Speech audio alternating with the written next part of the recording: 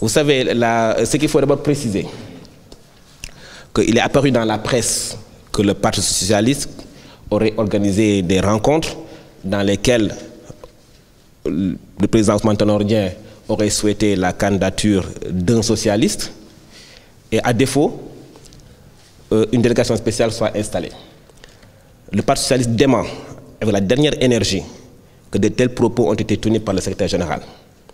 Il est clair que, selon les textes, une fois que la notification de la révocation a été faite au maire révoqué, le préfet, il appartient au préfet dans un délai d'1 mois, de 30 jours, de convoquer le conseil municipal pour la réélection d'un nouveau maire.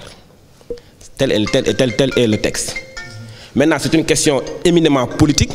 Le Parti socialiste étant dans une coalition, dite la coalition Benno Bokk Yakaar, il est nécessaire pour le parti de se concerter dans le cadre de la mouvance du Benno Bokk Yakaar pour essayer de trouver des solutions ou bien de trouver des stratégies politiques.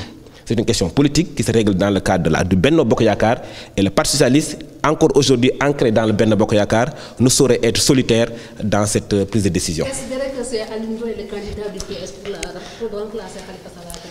Je pense que j'ai été clair. Cette question va être débattue, discutée avec nos camarades du Benno Bokk Yakaar.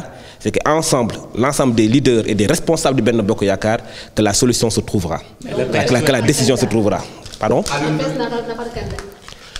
Vous n'avez pas compris ce que j'ai été clair. J'ai été clair. Non. Je dis, vous savez que nous allons vers l'élection de nouveau maire de Dakar. Le Parti socialiste, je vous dis, est dans le cadre d'une coalition. Nous entendons, dans la plus grande courtoisie, prendre toute décision dans le consensus, dans le cadre de la coalition Benno Bokk Yakaar. Et rien ne se fera en dehors de la coalition Benno Bokk Yakaar. Sachez que ça soit très clair. Nous sommes dans une coalition. Voilà. Vu le rapport des forces au niveau de la ville de Dakar, pensez-vous que Benno Bokk Yakaar puisse avoir toutes les chances nécessaires pour quand même... Ouais, vous savez... Ouais, vous savez que... Qui, quand même, il faut le souligner, a gagné, raflé sur les 19 communes. Ouais, vous savez que la politique n'est pas quelque chose d'immuable. La politique n'est pas statique. La politique est quelque chose qui peut changer au gré des circonstances.